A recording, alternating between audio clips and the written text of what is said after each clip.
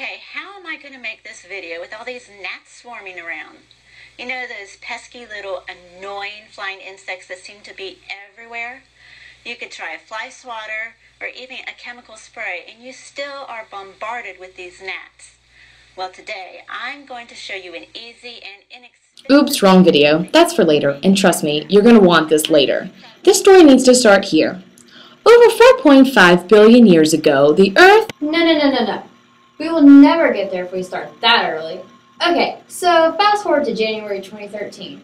It was a Tuesday like no other. It stands out in history for two reasons. One, we met this guy, who would later come to be known as the best professor of all time. And two, it was the day that we were first introduced to, fruit flies. Fruit flies. It's probably safe to say that we're all pretty darn tired of them. And now that we've literally spent months with these little guys, have they actually taught us anything? According to some experts in the field.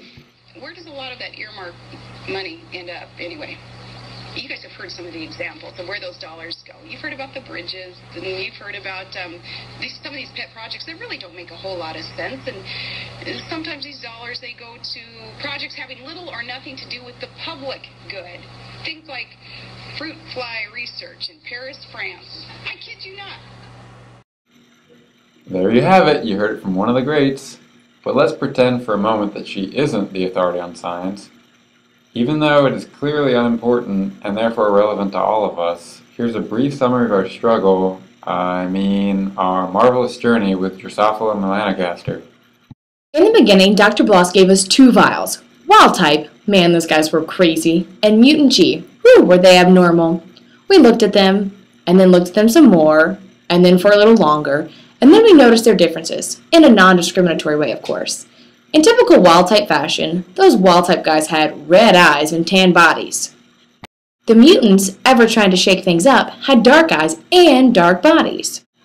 Then we collected virgins. You can insert any of the 393 jokes that have already been made about this throughout the semester. And then,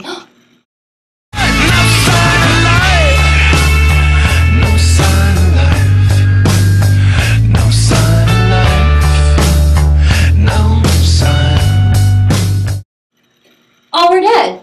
So we got more vials, and we collected more virgins, and then we went to start our crosses. But there were eggs in the virgins. And flies aren't like chickens, they don't lay unfertilized eggs. So we collected more virgins, and then we started our parental crosses. 2 crosses to be exact. Cross A consisted of mutant males crossed with wild-type females, and Cross B contained mutant females crossed with wild-type males. This could be important later in determining whether or not it's the mom's fault that something went astray. So is it autosomal or sex-linked? And they mated, and then there were eggs that would become larvae that would become little baby flies. The circle of life. Oh, but we had to get those parents out first. If not, then the parents could have mated with the babies, and for both moral and scientific reasons, we didn't want that happening. So we took the parents out and waited for the little ones to grow up. And grow up they did! And we named them F1. Believe it or not, all of the F1s in both Cross A and Cross B were wild type, with red eyes and tan bodies. Now, don't start questioning baby eyes just yet, because if you know anything about genetics, then you know that this can happen. It just means that red eyes and tan bodies are dominant to dark eyes and dark bodies. We took these guys and mated them with each other. Interc cross for both Cross A and Cross B, so brother-sister mating, no judgment. And again, we got the parents out because we all know how hard it is to grow up with those guys breathing down our necks. And so they grew up and they became known as the infamous F2 generation. And boy did they grow, I mean by the hundreds. And differently too. So differently, in fact, that you might not even be able to tell that these guys and gals belong at the same family reunion. But they do. And it makes sense. Remember the original parents? Well, now they're grandparents. Some were wild type and others were mutants. Well, we kind of thought something like this was going to happen, but we weren't going to give it away at the beginning. The whole purpose of this experiment was to perform crosses until we get the F2 generation, the grandbabies, so that we can determine the mode of inheritance of the mutant gene. And by inheritance, we mean, is it autosomal or sex-linked? And dominant or recessive? Now, not who's going to get grandpa's space bar. So what did we find?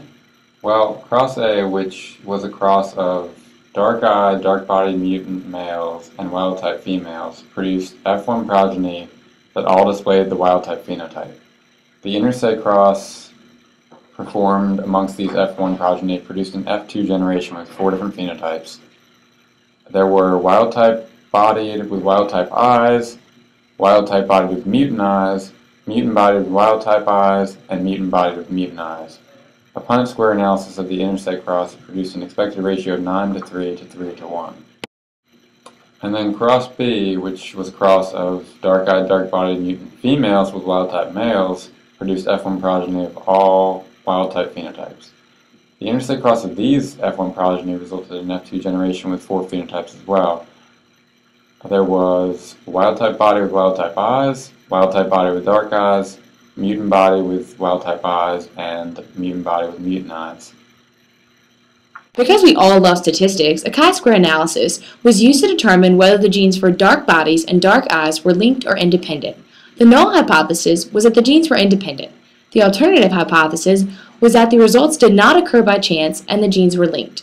A chi-square test of the cross A F2 results with the expected 9:3 to 3:1 ratio produced a chi-square value of 88.841, which was much higher than the critical value of 7.815. A chi-square test of the cross B F2 results with the expected ratio resulted in a chi-square value of 53.289, which was also higher than the critical value of 7.815. These chi-square results gave us evidence that supported our alternative hypothesis and allowed us to reject our null hypothesis, which meant that our 2 mutant genes were linked. Our data suggests that the mutations are on the same gene, linked and autosomal recessive. Because the parental flies for both crosses produced only wild-type bodied and wild-type eyed progeny, and the mutations appeared in the F2 generations, we can determine the mutations are recessive. Because the males and females all had wild-type bodies and wild-type eyes in the F1 generation, we can assume the mutations are autosomal and not sex-linked. If the traits were sex-linked, the F1 generation of cross B would have consisted of mutated males because the males only have the X chromosome donated by the mother. The main error in our experiment was actually a pretty big one. We were never able to create a large F2 generation. We completed the entire cross process twice, with adequate F1 progeny in both crosses each time, but in each trial only 20 to 30 F2 flies were produced after 10 days. The only reasonable explanation for this is that contamination somehow repeatedly occurred in each vial that killed many young flies. Since we were never able to create a large F2 generation, we were supplied with F2 data for a set of crosses that matched ours. So maybe we didn't need that fruit fly killer after all,